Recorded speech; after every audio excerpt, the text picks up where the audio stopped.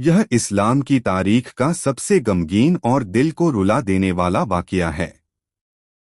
जिस दिन पूरी इंसानियत के रहनुमा अल्लाह के आखिरी नबी रहमतुल्लिल आलमीन हज़रत मोहम्मद सल्लल्लाहु अलैहि वसल्लम इस दुनिया से पर्दा फरमा गए। 11 हिजरी के आखिरी दिनों में नबी करीम सल्लल्लाहु अलैहि वसल्लम बीमार हुए। शुरुआत में हल्का सा बुखार था, मगर धीरे धीरे बीमारी बढ़ती चली गई। इसके बावजूद आप सल्लल्लाहु अलैहि वसल्लम मस्जिद में नमाज पढ़ाने तशरीफ ले जाते रहे। एक दिन आपने फरमाया, मुझे खैबर के ज़हर का असर अब महसूस हो रहा है। यह वही ज़हर था जो सालों पहले आपको दिया गया था, और अब अल्लाह के हुक्म से उसकी तकलीफ जाहिर हो रही थी।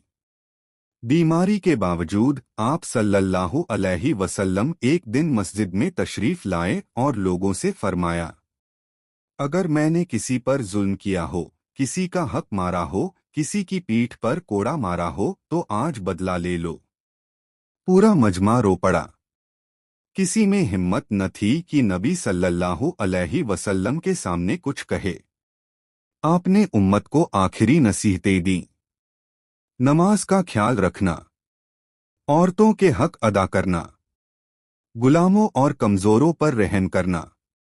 जब बीमारी ज्यादा बढ़ गई तो नबी सल्लल्लाहु अलैहि वसल्लम ने इजाजत मांगी कि वह हजरत आयशा रज़ियल्लाहु अन्हा के हुजरे में रहें। तमाम उम्महातुल मोमिनीन ने इजाजत दे दी। आप सल्लल्लाहु अलैहि वसल्लम का सिर हजरत आयशा रज़ियल्लाहु अन्हा की गोद में था। बुखार इतना तेज था कि माथे से पसीना टपकता। हजरत आयशा रज़ियल्लाहु अन्हा फरमाती हैं, मैंने कभी किसी को अल्लाह के रसूल सल्लल्लाहु अलैहि वसल्लम से ज्यादा सख्त बीमारी में नहीं देखा।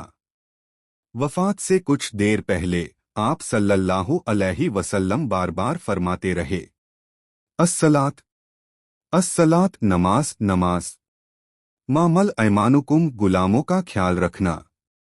फिर आपने आसमान की तरफ नजर उठाई और फरमाया, अल्लाहुम्मा रफीक अलाला, ए अल्लाह, मुझे आला रफीक के साथ मिला दे। 12 रबीउल अव्वल सोमवार का दिन चाश्त का वक्त था।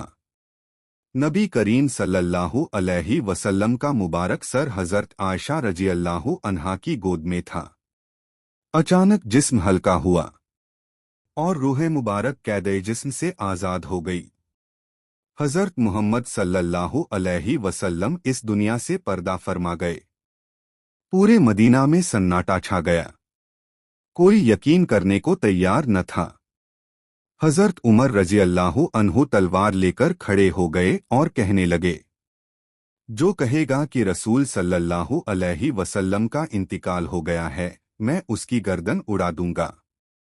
हज़रत अबू बकर सिद्दीक रज़ियल्लाहु अन्हु आए, नबी सल्लल्लाहु अलैहि वसल्लम का दीदार किया, पेशानी को चूमा और फरमाया, या रसूलल्लाह सल्लल्लाहु अलैहि वसल्लम, आप जिंदा भी पाक थे और वफात के बाद भी पाक हैं।